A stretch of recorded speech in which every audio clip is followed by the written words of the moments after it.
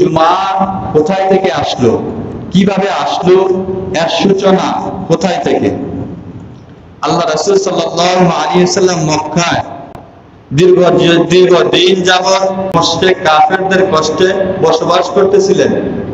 আল্লাহ পাক রব্বুল আলামিন আল্লাহর নবীকে নির্দেশ দেন, ইয়া রাসূলুল্লাহ, আপনি মক্কা থেকে মদিনায় হিজরত করেন। রাসূল সাল্লাল্লাহু আলাইহি ওয়াসাল্লাম মদিনার দিকে হিজরত করলেন।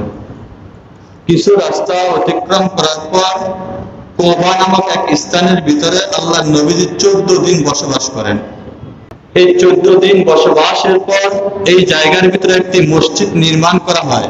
আজকে বর্তমানে যারা হজ করতে যায়, মসজিদে কুবার ভিতরে যায় নামাজ পড়ে, সেই জায়গার ভিতরে মসজিদ নির্মাণ করা হয়। তখন থেকে ওই মসজিদের নাম দেওয়া হয়েছে মসজিদুল কুবা। হাদিসে পাকের ভিতরে আসে, যে ব্যক্তি ঘর থেকে বা অন্য জায়গা থেকে ওযু করিয়া যাইয়া মসজিদে কুবার ভিতরে 2 রাকাত নামাজ পড়বে, আল্লাহ পাক রব্বুল আলামিন তাকে একটি উমরা হজের সওয়াব দান করিয়া দিবেন।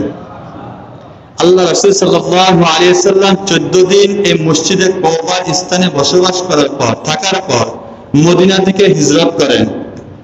প্রায় 0.5 কিলোমিটার দূর অতিবাহিত হওয়ার পর রাসূল সাল্লাল্লাহু আলাইহি ওয়াসাল্লাম দেখেন জোহরের নামাজের আযানের সময় হয়ে গেছে।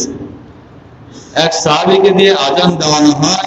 আল্লাহ রাসূল সাল্লাল্লাহু আলাইহি ওয়াসাল্লাম সেখানে জুমার নামাজ সর্বপ্রথম পড়ান এবং এই জুমার নামাজের ভিতরে এমন এক ঐতিহাসিক খুতবা দেন, যে খুতবার ভিতরে মক্কার মুশরিকদের কথা এত কষ্ট দিয়েছে, তারপরে তাদের জন্য বদদুয়া করেন নাই।